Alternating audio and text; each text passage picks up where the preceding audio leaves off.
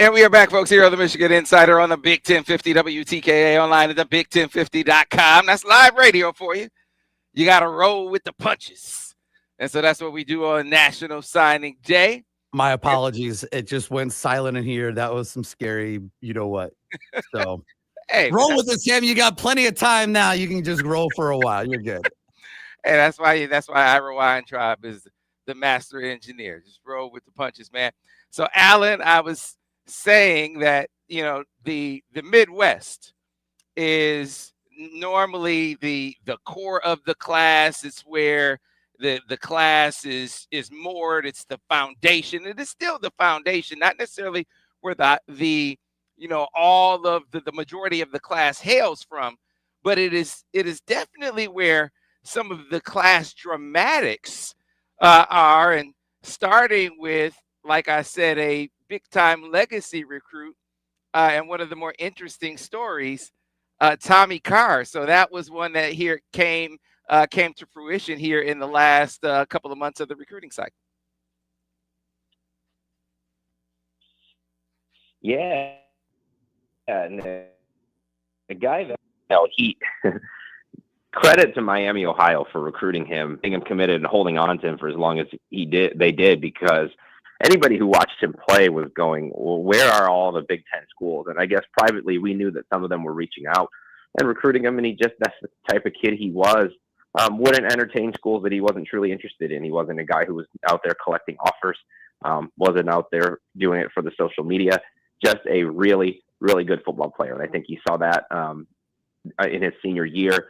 Ran, the unfortunate thing I think for Saline is they ran into Bryce Underwood in Belleville a couple years. They ran into Cass Tech this year, but so his season didn't. But he's a guy who could have taken them all the way to Ford Field. Very athletic. I think people are going to obviously compare him right away to his brother CJ. Right. And anybody will tell you he's probably the better athlete in the family. Maybe not probably. A lot of people will say that. Better athlete, a little bit taller at 6'3". And I think a guy with a lot of developmental upside. If you have to take a second quarterback late in the class, you can do a whole lot worse than Tommy Carr. He ended up as a 4-star on 247, and I think he definitely earned that throughout the course of his career. Very good at improvising and making plays when things break down, and still so much, I think, room to grow physically and developmentally. When you talk about a guy who just kept getting better over the course of his high school career, and that's the part, you talk about his quarterbacking, but his arm, I think you could always sort of appreciate that, but his improv ability, his ability with his legs, to me, that is, if you talk about how he ascended, at least I know I don't have anything to do with the rankings. I'm quick to tell people that. Talk to Allen Trieu. But if I did have something to do with the rankings, to me, the part that would make him really ascend, it would have been his playmaking ability, Allen. That's what made him take off in my eyes.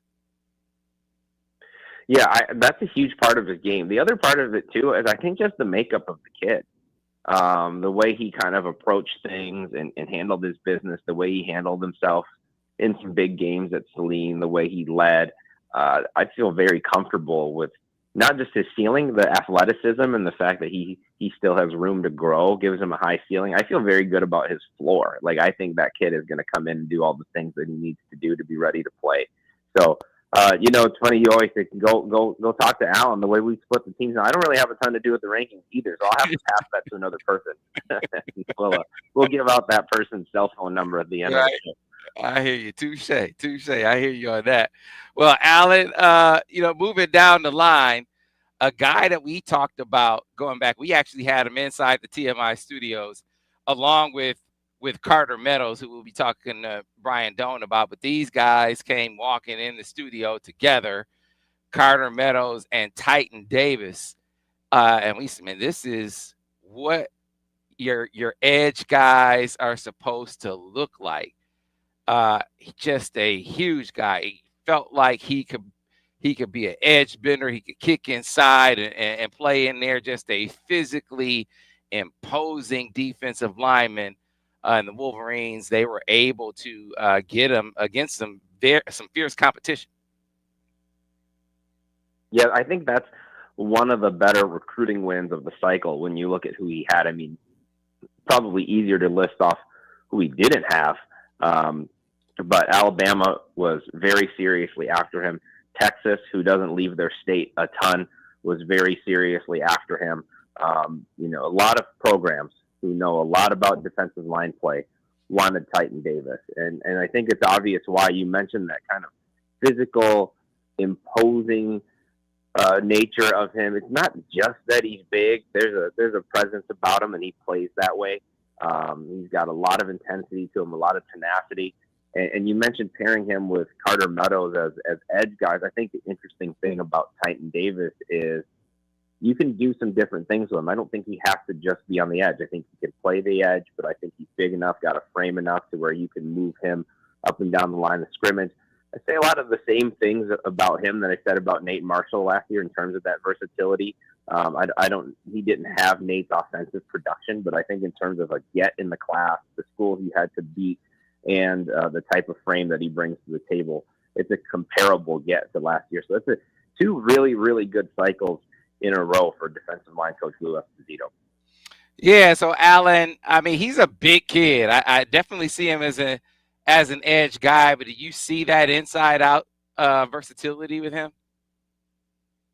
I do, and they did maybe a little bit of that with him at the high school level, and so that possibility always exists. I do think the plan for him is to be out on the edge, but certainly, you know, if you move things around, change up the front, he's a guy who can slide inside if you need to, especially on passing downs. If you want a little bit more of an interior pass rush, I think he's going to be able to do that. It's hard to know how big some of these guys will get sometimes. But when you look at that kid and you see him walk into a room, like you said, certainly, you know, could see him putting on good weight and being a really big, physically imposing college player.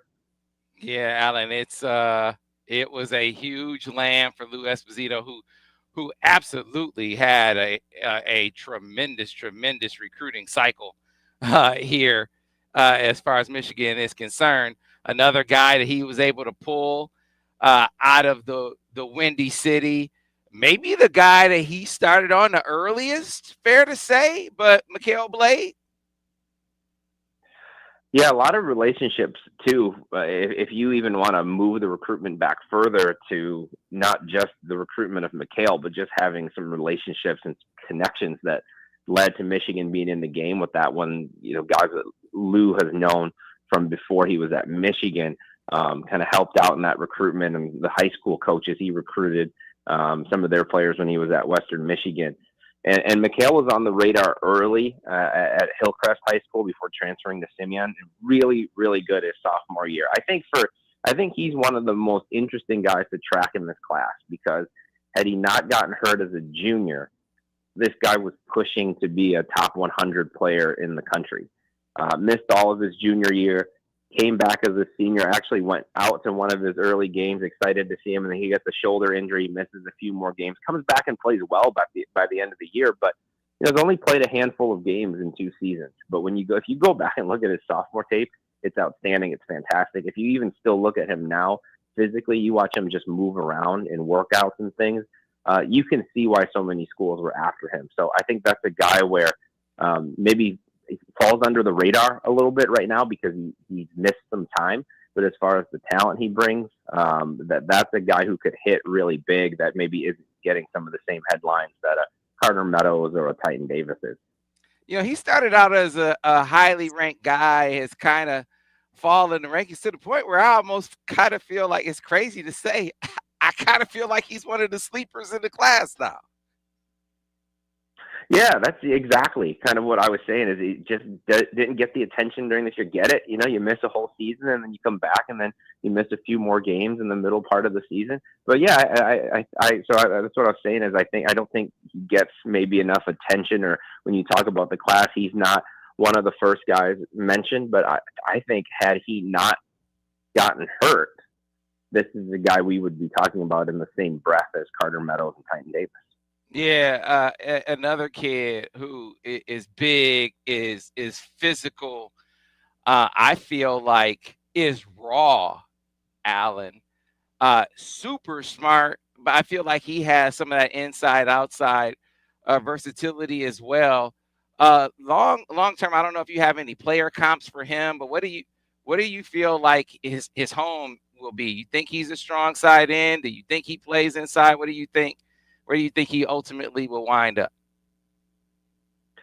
Yeah, that's an interesting one. And I actually know for a fact, because I know his high school coach as well, and I know they know Espo, that they've said the plan is on the edge, but if he ends up inside, if he ends up as a 3-tech, we could absolutely see it.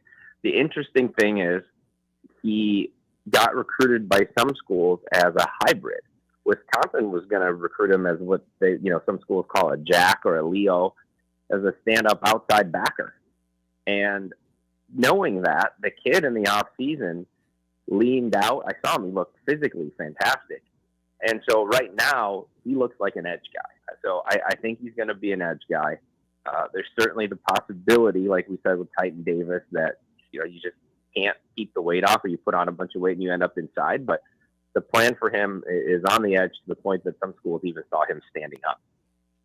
Yeah, just they're saying in the chat, Carter Meadows signed, sealed, and delivered. That's a big one. Ohio State was trying to make a late push, trying to pull Michigan's highest ranked recruit, trying to unfurl the clutches here at the very end. But Lou did a good job of guarding his yard there, as we just have been saying, an epic recruiting haul for Lou Esposito. But part of this has been guarding your yard. That's the name of the game in recruiting circles. Allen, Wisconsin had a hard time guarding this yard. They weren't able to do so with Aden Reader, who you talk about sleeper recruits. I just think this is an underrated guy. He reminds me, as far as rankings are concerned, of Cole Sullivan. I really, really like this pickup for Brian Jean-Marie. Yeah, I agree with you. This is how you. This is proof that I'm not involved in the rankings, because if I was, this guy would have been a 4 a long time ago. The minute I saw him, and the interesting thing about his team is, they've got 3 linebackers going to play Power 4 football. And he was probably the last one to really start getting on the major recruiting radar, at least. But when you turn on the film, it's like, wow, this guy's making a lot of plays. Cincinnati St. Xavier, really good high school program, really good coaching, moved him around a lot.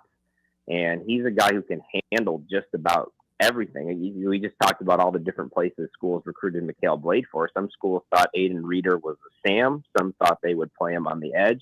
Michigan is recruiting him as a Mike, and he did a lot more of that as a senior. But, 6'3", 215 pounds, with the way that he can run, cover, versatile, and you talk to people who know him, seen him play, that very smart, knows football very well, and that allowed him to sort of handle all the different responsibilities that they would give him. So I'm with you. I think this guy is a difference maker, and I think this guy ends up being one of the best players in the class. Linebacker, huge need down the stretch. So for Michigan to come back around and be able to flip this guy late in November, that's a heck of a late pickup. Yeah, terrific pickup. And this is, you talk senior evals. This is an outstanding one for Michigan as far as I'm concerned. Big, physical, and I think his best football. You can say that about all these guys, but you talk about a guy who is really scratching the surface, and he had a really, really good senior year. So, wow. Let's speed through the remaining guys in your region in the class, Allen. So Tommy Fraumann, another guy that the Wolverines were able to come in and swoop in and get here late in the cycle. Man, somebody's got to send out a real apology to Miami, Ohio, because it's not just Michigan. Their whole class got rated, but they do a really, really good job. And Tommy Fraumann, it's easy to see. That's an easy eval. 6'7", 255, 260 pounds right now. Comes from another really good high school program there at Loyola Academy. Both parents were college athletes at Michigan. So, guy that you put some weight on, and has a lot of upside there as well. You know, you look at guys who have come in similarly built, like a Ryan Hayes, even Blake Frazier right now. Michigan's had these guys before. There's guys like this all over the Big Ten that came in at 6'6", 6'7", 250 pounds and end up being really good players. So he fits the mold of what you want, a guy who does not have a lot of bad weight on him. Jonathan Brown, that was a running back commit that they picked up before Savion Hyder. A lot of people are like, why are you getting this guy? But this was a guy who wasn't intimidated by who else they might get. And say, hey, I don't care who you get. I'm willing to come in and compete. Really physical, tough, hard-nosed running back they got from down there in Ohio.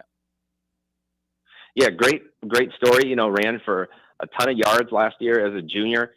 Schools were a little bit concerned about his weight. The guy goes and puts on 30 pounds in the off season.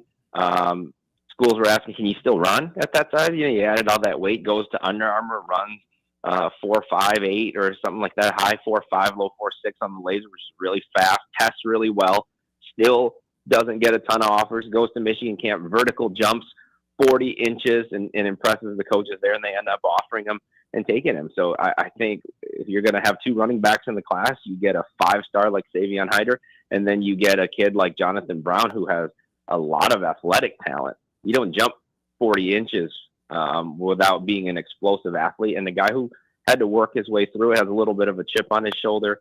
Those guys have worked out at running back at Michigan before. Not every Michigan running back great was a 5-star. You see Bryson Kudzil, those guys now. Like I think Jonathan Brown I think he's one of the sleepers in this class. Yeah. And then listen, man, kicking game, I don't poo-poo getting a kicker in the class. They are huge difference makers in a lot of games. But Micah Drescher, did you follow that recruitment any, Allen? Yeah, a little bit. You know, he was, I think, a soccer player converted over to football. Same story with his older brother who was a soccer player and ended up kicking at an Ivy League school. Kid ends up an All-American, is going to kick in the Navy All-American Bowl, and was his conference's special teams player of the year this year. So a guy who's worked at his craft, had to come in and learn it a little bit, just had a natural leg and some ability, and I think got a lot more consistent between his junior and senior year. Big leg, and a guy who is going to finish his career as an All-American down in San Antonio next month.